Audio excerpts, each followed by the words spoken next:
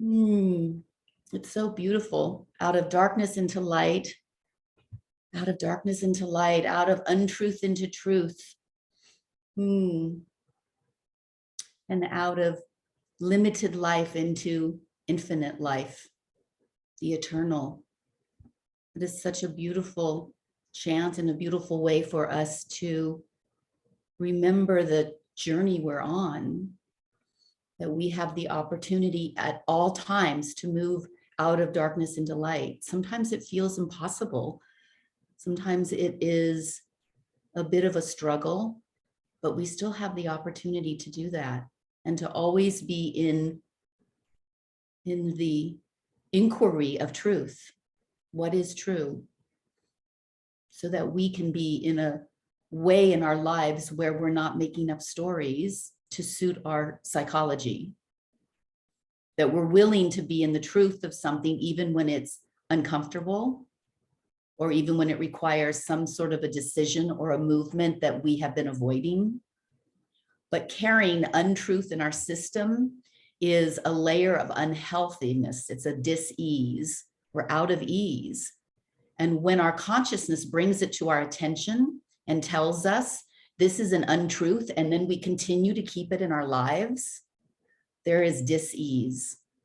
And the layers of that begin energetically, and then they end out in the physical body. And then we have all sorts of things that are coming up that are a result of what we've been holding on to in our unwillingness to move into the unknown or into something that's fearful or a little challenging. In the end, it's not worth it, because all we have is the physical and emotional vitality to carry us into our aging. And the more we hold on to things and try to bring them with us, the less vitality and physical health we have as we age. So all we've done is kept things hidden and carried them in the suitcase with us. But it's really hard for us to carry that suitcase as we age. So it's time to unearth and uncover and be really in resonance with what is truth for you in your life, and to identify where it is that we need to tweak what it is where our mind is using as a story so that we don't have to believe the truth of it. It's our own unearthing. It's a treasure hunt. And it's different for each of us. There's no one way to look at this or one plan. Each of us just has to be in awareness and willingness. And then it unveils itself. It's an unveiling. We're in a stage of unveiling as we're stripping off all of these layers that don't belong to us, that were put on us, as Lishan mentioned in our check-in. They may have been put on us as children when we didn't have a choice and we didn't even have an understanding. They may have things that we've picked up along the way through many different circumstances. But they're layers that are no longer either needed or truthful for us. And yet we hold on to them because maybe there's a sense of security or there's a sense of familiarity. It's not good. We have to be willing to strip off that which is not the essence of us and of our belief system and of our action into the world. So enough of that. That isn't even what we're going to talk about today. But it just, that chant, when we chant that chant, it brings up for me just this daily movement we're making through the world and how much choice we have each day to pick up the truth of what's happening with laser vision, just cutting through with a knife, just cut through. Okay, today, first I want to welcome Vera back. I'm happy that you've joined us again. Thank you, dear. I don't think there's anyone else new. Let me just double check. Laura asked me to pass on that she's missing us very much. She, in her master's program, they now are broken into small groups for a period of time, and her small group meets exactly this time on Saturday mornings. So until her small group is finished, she will not be with us, but she's missing us. And I think that's all this morning. You might be interested, ladies, to know that this is our 81st gathering. Something, right? 81 weeks. And I think we only didn't gather 1 week when it was, I think, Christmas Day. Other than that, something that we've, and so many of you I've seen almost the entire 81 times. So kudos to all of you for being such amazing participants and showing up for your life and showing up for community, showing up for growth, showing up for change. So today we're going to talk about, I want to talk about touching the sacred through the mundane and how we use our daily movement and responsibilities to bring us more in touch with the sacred. So I'm going to use, because it's intrigued me for years, and I actually have used it, I do use it in my life, is the Saint Benedict's rule. Many of you may be familiar with this. One of my children went to a school that had a Benedictine underpinning, and I learned a lot about how the Benedictine tradition was established and what the philosophy was. And I want to share a little bit of that, because that's a really nice foundation for us to look at a loose structure in our day that allows us and supports us to be able to start seeing everything that we're doing as sacred and see the divine in that, so that we start to live into the divinity of every moment, regardless of what the activity or the level of pleasantness. It may not be pleasant, but starting to recognize from even the teachings in A Course in Miracles that either everything's sacred or nothing's sacred, that our mental judgment of deciding this is sacred over here, but this over here isn't, which is what we do when we judge what we like and don't like. We're actually just using our mind to put things into boxes. And the more we put it into boxes, the less we have the experience of living the fullness of life. So I'd like to use this rule of Saint Benedict to give us a little structure. And what I love about it is that it uses moderation as a means to inclusion. And this is a little antithetical to some people's mindset that if you're really into something and really inspired by it, you just delve into it and everything else disappears. And I know that happens when you're in a creative process around something. And I'm not using that as, I'm not saying that needs to change. I'm just going to be speaking to our routine on a normal day, not when we're in the middle of some project or we're needing to tend to a certain family situation, or our lives will have times when we have to immerse ourselves in one aspect of our life and only that in order to meet the needs. But there are many, many days and weeks and months where, while there might be something popping up each day, it's not something that commands our entire attention. And so in those days and in that time, we can look at this balance of what we're bringing into our lives so that we keep reminding ourselves of the corners and the crevices that the divine lives in. Not just the big spaces, but the corners and the crevices. So as you will probably recall from some of your theological study at some point, that the Benedictine tradition is a religious order that came about in around in the 4th and 5th century through Saint Benedict, who was in Italy, and he was a monk who started independent monasteries and schools, and he had a certain philosophy. He disagreed with the asceticism that many of the monks and monasteries of that time were taking on, that everything was very strict. The rule was, so much was out and only these certain things were in. And he sought to cultivate an environment where ordinary men and women who were not in the monk world, but just living their lives, could look at ways in their everyday life to find God and be in service of the divine and their own spiritual development by having a balanced life. He saw that the balanced life was the portal to having this relationship with the divine, and that it wasn't just coming to church, and it wasn't just praying, and it wasn't just giving alms. It was actually being in your everyday life.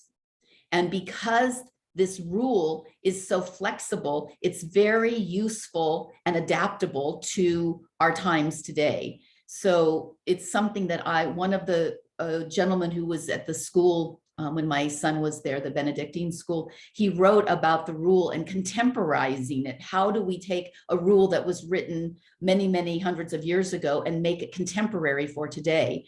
And it lends itself so well to that. It's a fresh alternative to this fast-paced world that we're all living in.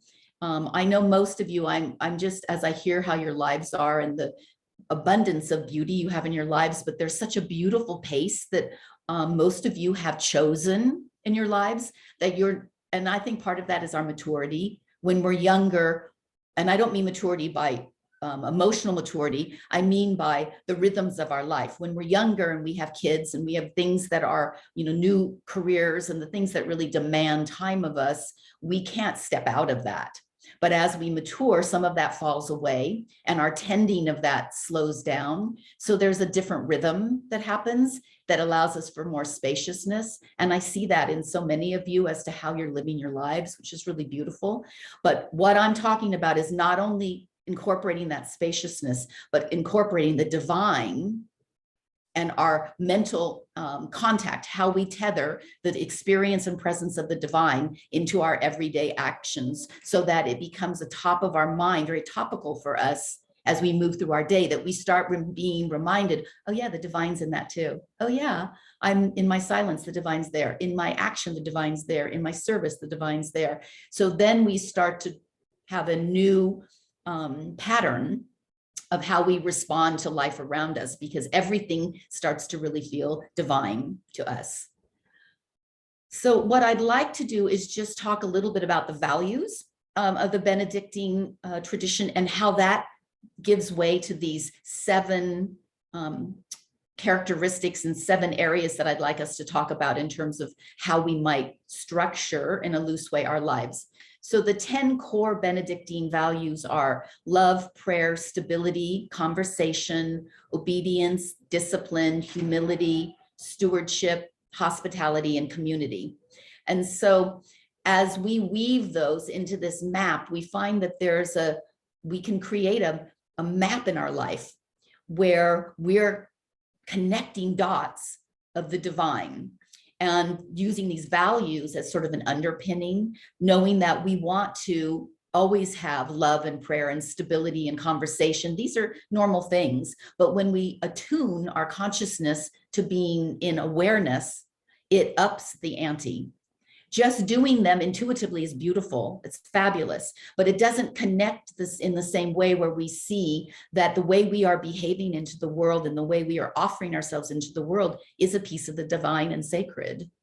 And we have to see ourselves as a piece of that because we are a piece of that.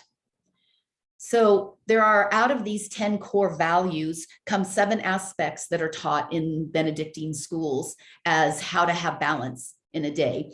And I was so intrigued, I remembered that 7 is a really interesting number. So I was just looking it up to remember, like, what are all of the sort of attributes of the number 7? And it's spiritually, it means completedness and perfection. And when we just look at the number 7, there's 7 wonders to the ancient world, 7 days in the week, 7 seas, 7 sages, the 7 sisters of the Pleiades, 7 continents, 7 colors in the rainbow, 7 liberal arts, 7 notes on the diatonic scale, and the most common number rolled on 6-sided dice, if you're in Las Vegas, Desiree, you probably heard, is number 7. And there are over 100 references to 7 in various religious texts. I mean, just easy ones that you can pick up without even doing much research. 7 shows up, that number shows up a lot. And so we're going to look at 7 aspects that we can include in our daily life for balance.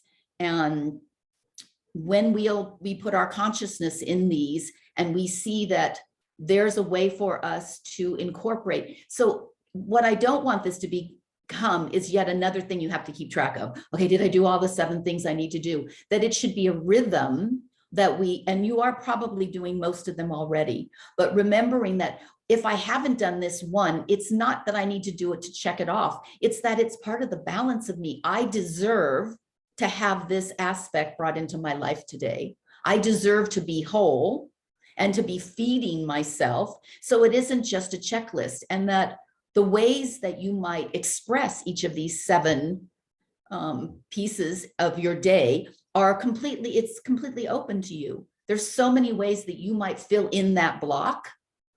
And then when you start to recognize, maybe I'm already doing those 7 things, I just wasn't actually seeing those as portals to the divine. So you may see that your life is actually operating on this really beautiful tapestry of connection with the divine and all these threads that you're already weaving together, but your consciousness around it will change how you experience it.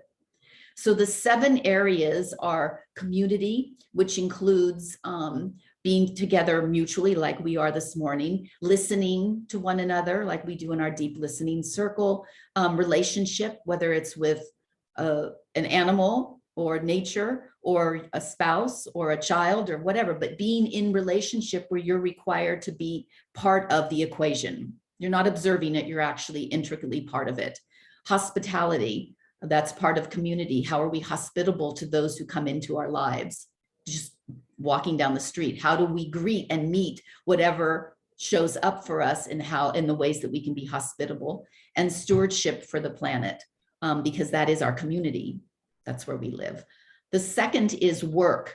And work may not be a paying job, it may be, but it may also be what you look at as your vocation, what you offer into the world, and it may be one of service. It may be that you do something regularly that's serving, that isn't just work, but it's the work you're doing into the world. So you can look at how you can find that as an umbrella to what you're doing. It may or may not be actual paying job. The third is academic study, reading, expanding the mind, that every day there should be some time, if it's only 20 minutes, but some time to immerse yourself. I know many of you are actually avid readers and, always trying a new book and going into something that's interesting and diverse for you, keeping our mind agile and active. I want my mind to be agile and active around new and expanding thoughts, not about replaying old thoughts.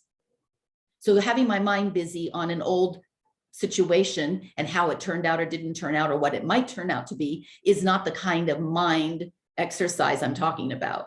This is not academic study or reading or expansion of my mind. I want my mind to be thinking about new things that are going on, what's happening topically in the world right now. The next category is enjoyment and pleasure. Every day should have pieces of just pure joy for you, things you love doing and that you actually incorporate into your life every day. And the last is sustenance for the body, the attention to the food that we're eating, reminding ourselves that food is medicine, eating at least 1 meal a day in silence, taking silence to be able to be sitting with how it is you're feeding your body. The gratitude for what we're putting into our body. Rest falls under this category. How much sleep are we getting? How are we tending to the rest that our body needs? And then, I'm sorry, but that was not the last. The last is individual prayer, meditation, or silence. That every day you bring into prayer or meditation or silence in some form into your day. And it may be different every day. And it may be 5 minutes. It may be half an hour. It may be a walking meditation.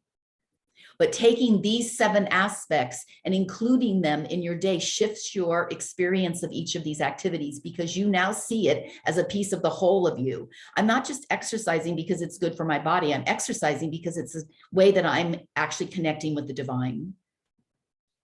It's a way that I'm tending myself in such an important way in the fullness of who I am, that I'm now tapping into my own divinity and the divinity beyond me. So each of these activities takes on a different sort of a perspective that looks different. And each of them, as we view them as being sacred, we may say it's mundane. Going to the gym might be mundane, but it's not mundane in this way that we're constructing how we are living out our life. Nothing is mundane. All of these pieces fit together for us to be in contact with the divine. And it's taking care of this emotional, spiritual, and intellectual being that we've been given the custodianship of in this lifetime. The more we attune to these, the more that we see that there's a distinct way that we're living our life that is in accordance with our whole spiritual journey. So this week, I'd like to see us I will put these 7 different areas on our email for this week, and to really take a look at your day and see, am I including these? And maybe you already are, fabulous. And am I also seeing them as my link and my expression of divine in my life? that all of these actions and all of these ways that I'm responsible for myself into the world and into my own interior life is sacred, because we need to, on a daily basis, be reminded of the sacredness that we represent in the world, so that we can offer that in healing and in safety and in grounding for those who need it, who don't have access to this right now. There are a lot of women and children and individuals out there who don't have time to think about this. This is not top of their mind right now. They're looking at survival, but we're not in survival mode. So it's incumbent upon us to look at these aspects and to look at how we are into the world as a beacon for those who can't do that right now. So let's do it this week, ladies, please. Thank you, Nirmala. I just thought, it's so beautiful what you shared, because we could take all these as tasks, and then there's I have to go to the gym, or I have to feed myself good, but going from it being a task, really being a sacred connection that we are creating. And I think it totally shifts, the intention and the attention around it. I'm going to the gym because I honor myself and I honor the sacred, the sacred body. It's different than I'm going into the gym so that, I get strong muscles or look good and fit in. So it's a beautiful way to phrase it. Good. I like for us to interlace all our fingers, except our index fingers, and then we cross our thumbs over each other. And right now our arms are straight, so they're pointing down. Let me see that you get a good view. And then from here, you just keep the arms really like steel, and you inhale up. So they are not going up overhead all the way. They're just going up here. So my upper arms touch more my temples. So you inhale, exhale through the nose. We're cutting the cords that we don't want anymore through our chakra system right now. We're moving through the first, second, third, fourth, fifth, sixth, seventh.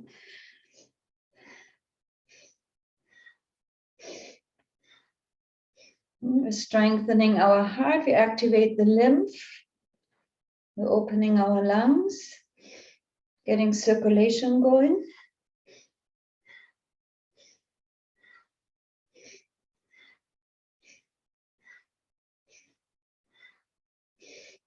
Find your pace. You don't have to rush. The most important thing is that the movement and your breath is in alignment. Your arms stay as straight as possible.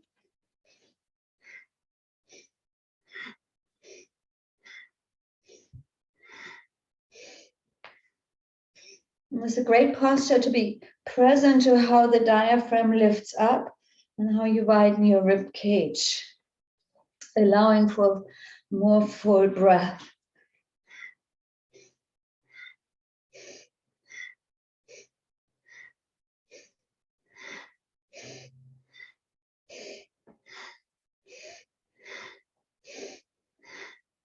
Good, last 30 seconds.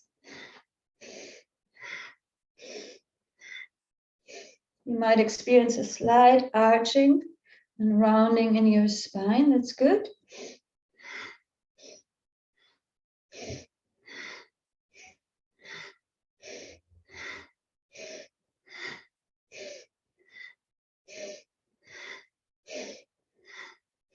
Good, inhale up. And then exhale, sweep through your auric field. Rest your hands for a moment onto your thighs or your knees. Exhale, open mouth. Inhale, nose. Exhale, open mouth. One more time, and really consciously drop your shoulders on the exhalation.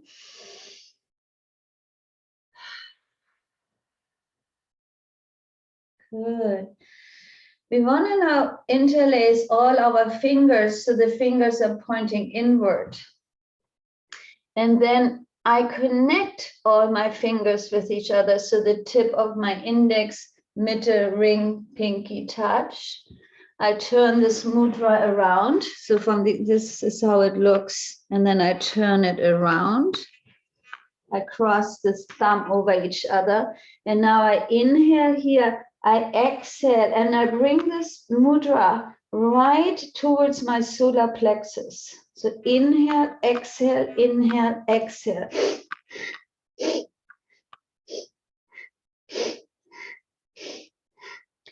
We're having all nerve endings focusing on our digestive tract.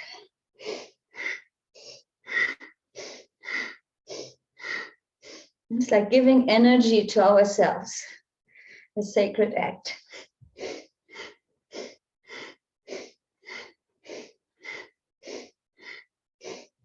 Stretch your arms fully.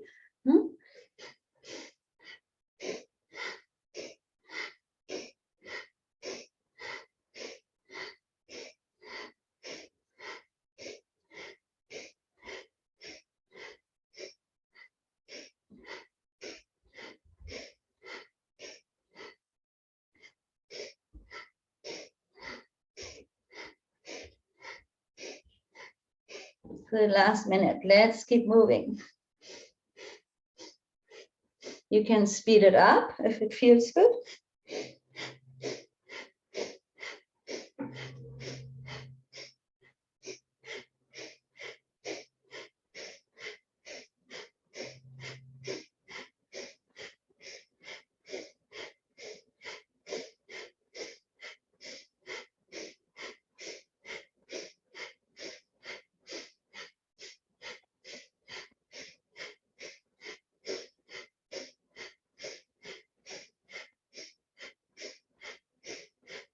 Good, last 15 seconds. Now increase the pace, like double time. You will see that you have it inside of you. You can tap into another battery.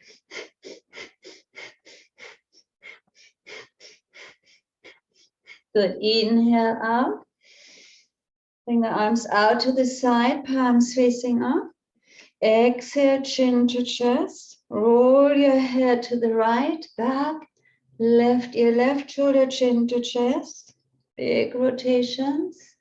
Inhale up, exhale down towards earth.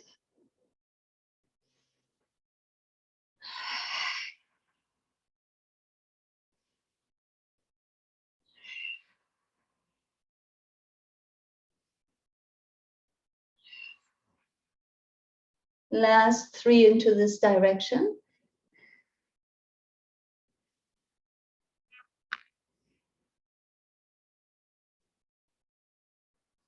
And then let's reverse, go to the other side.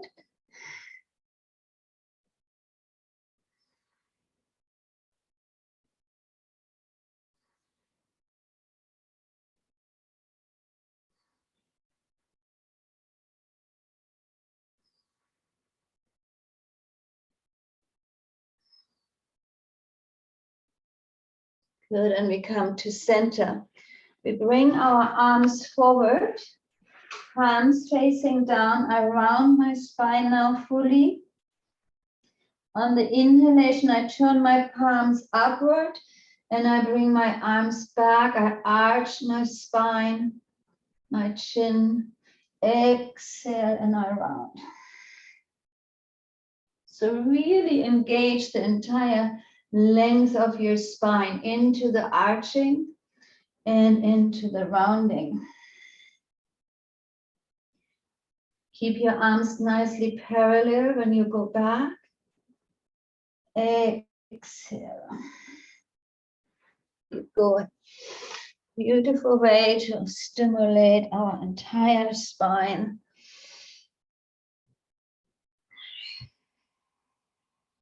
Reach forward and then round back. Really feel like you're stretching the fascia in the back.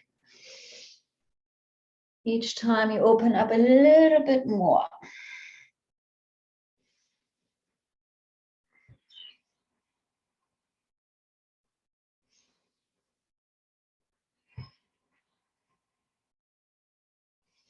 something great to do, you know, when we sit a lot at the computer, just to move the chair to the side and just do this in between. To bring back some fluidity into our spine. Good, last 3. Inhale, exhale, inhale, exhale. Good, and then rest your left hand, last movement. Bring your left hand into your lap, right arm. I want to work the colon or spleen. We're just going over to the right, so we get a nice little side stretch. Inhale to center, exhale other side.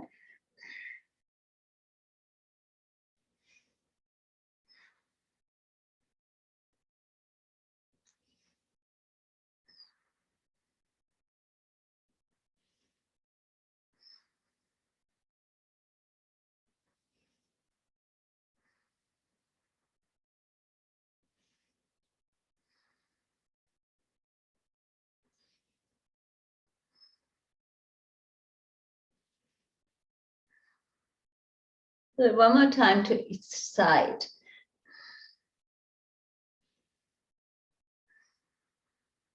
And then we rest our right hand on top of our left. Yeah, tip of our thumbs are touching, and I just want us to breathe a little bit. I want you to inhale and you count to 3 mentally. Exhale, you count to 6. So you inhale 1, 2, 3. Exhale, you go 1, 2, 3, 4, 5, 6, and then inhale up again. Let's start. Inhale.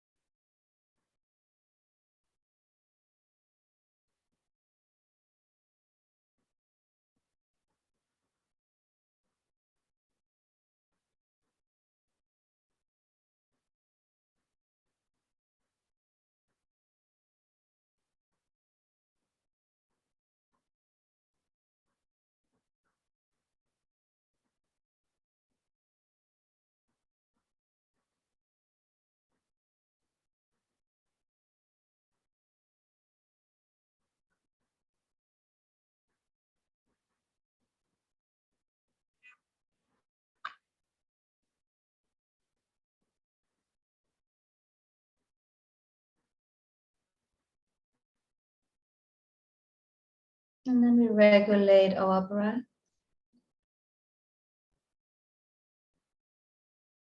And feeling into our chest. And scanning our entire body. Being present to the fullness of our breath.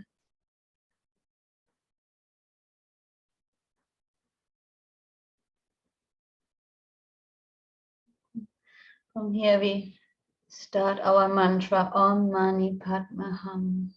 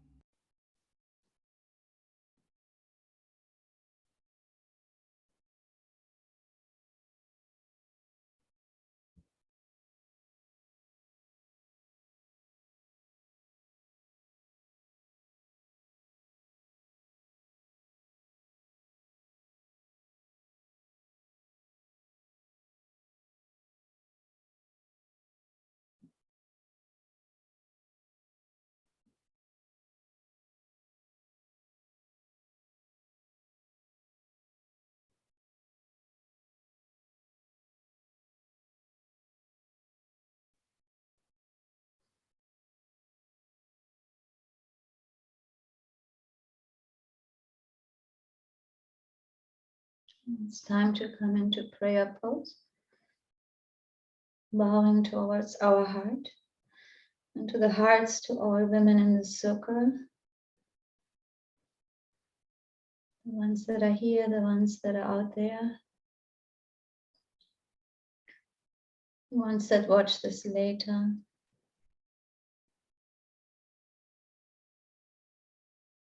And we are closing with tuning into our V space.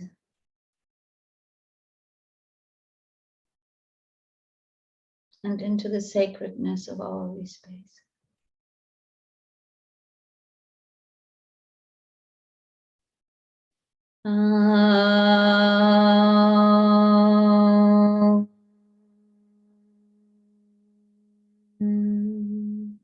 Shanti,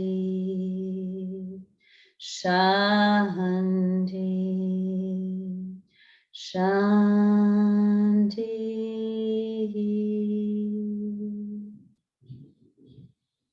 Thank you for joining.